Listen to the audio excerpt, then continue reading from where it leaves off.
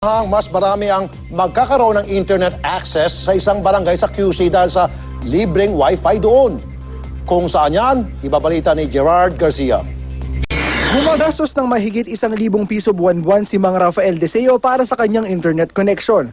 Kailangan daw kasi niya ito para makausap ang mga anak na nasa ibang bansa, pati na rin ng mga nag-aaral na apo.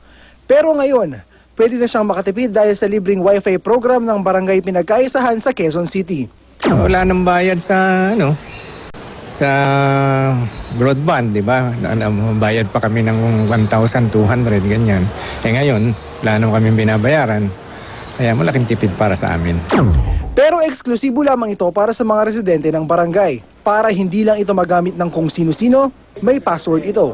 Nakablock din ang ilang websites na hindi kaaya-aya para sa mga kabataan. The objective of this project to have a free access of internet, especially to those our residents na hindi kayang mag-rent at di ba, magpunta sa mga mall para makapag-internet connection.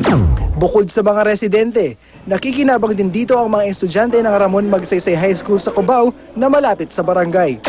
They can be able to use this as part of their references kapag nagre-research sila. At the same time, they can be able to save time and be able to use their time productively. Aabot sa 100,000 piso ang halaga ng proyektong ito na sa ngayon ay 50% operational na. Inaasahang sa Enero, makukumpleto ang programa at makakapagserbisyo sa mga residente ng lugar. Gerard Garcia, News 5. Humingi na ng tulong sa NBI si Sarangani Congressman Manny Pacquiao. Pinaimbestiga ni Pacman ang umano'y panggagamit sa kanyang pangalan at larawan sa internet para makadilhensya ng pera. Parte raw ng modus ang paghihingi ng donasyon online para umano sa mga may sakit. Pero, gate ng tatlong sospek, wala silang masamang intensyon at gusto lang nilang makatulong sa mga nangangailangan. Kung mapapatunayan nga ang modus, makakasuhan ng tatlo ng estafa at swindling. Binisita ni Congressman Manny Pacquiao ang kaibigang si Willie Revillame sa show nito kahapon. At mukhang swerte ang pagbisita ni Pacman sa nanalong contestant sa Spin a Wheel. Nagbabalita si Mia Reyes. Ipagtatanggol kita, gamit ay aking kamao. Ito ang tanging paraan. Special number ang kanyang sikat na kanta ang ipinambungad ni 8th Division World Champion at Sarangani Congressman Manny Pacquiao sa Willing Willie kahapon. Kaya ang mga fans, Willing Willie rin at napstanding ovation. Pero hindi lang sa kantahan napasabak ang pambansang kamao. Pagdating sa biroan, hindi siya nagpahuli sa komedyanteng si Willie. Okay. Kunwari ako isang contestant lang, tapos ordinaryo yung tao. Oh. Sige. Ano gusto mo sabihin sa misis mo? Napakaganda ito. Tingnan mo misis mo. Kunyari muna, hindi ko misis. Loko-loko ka! Okay. Nang mahinga ng mensahe para sa asawang si Jinky, napalaban naman siya sa Inglisan. What do you want to tell the love of your life? Oh, I love you and I always be with you. Oh, that's all? Forever, huh? That's all? Yes, that's You've been, English. That's English. In right? hard times, you've been with her during the time. And there was a time that you went to on left. On left, and then you went back to the right, place. We're not gonna talk about that right now.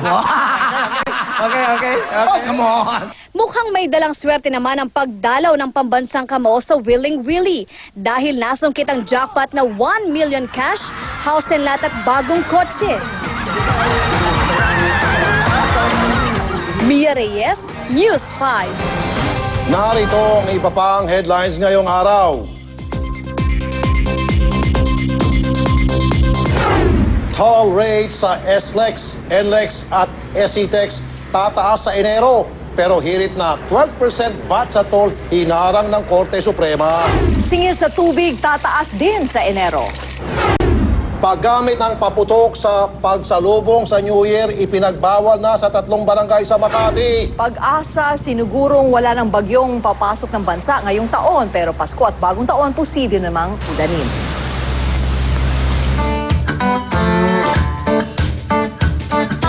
Narito na ang ating kwentong kakaiba. Okay. Isang 12 anyos na bata na taga-Arizona, USA, ang nakuhang tumulong sa taong hindi niya kakilala, Rafi.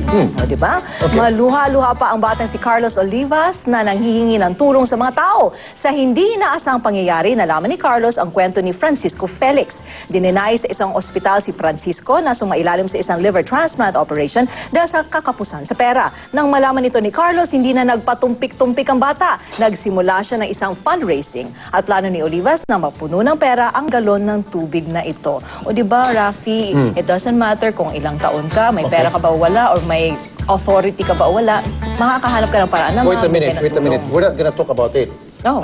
What I want us to talk about is Yes, Rafi. when we buy lotto ticket, will Manny Pacquiao sing so we get lucky. I agree with you, Rafi. Tama Diba? ka dyan. Okay. Yun pala dapat ang Swerte pala, no? Pag kumakanta siya, may nananalo. Okay, o pag magpa-fundraising ka, Yeah. ipakantahin Pag-fundraising. natin si Pacman. Sigurado Hindi, yata pag umabot ng siguradong- 100 milyon. Oo. Request tayo, bossing, kanta ka naman para manalo Baka tayo. naman, matama natin yung 655 Yes. na loto niyan. Okay. At mga kapatid, 16 na araw na lang, Pasko na. At yan ang kalahating oras ng balitaang puno na sahog at tama ang timpla. Makisalo ulit bukas alas 11:30 ng umaga dito sa Balitaang Tapat. Frosty, the snowman was alive as he could be, and the children say he could laugh and play. Lumalagablab, lumiliyap!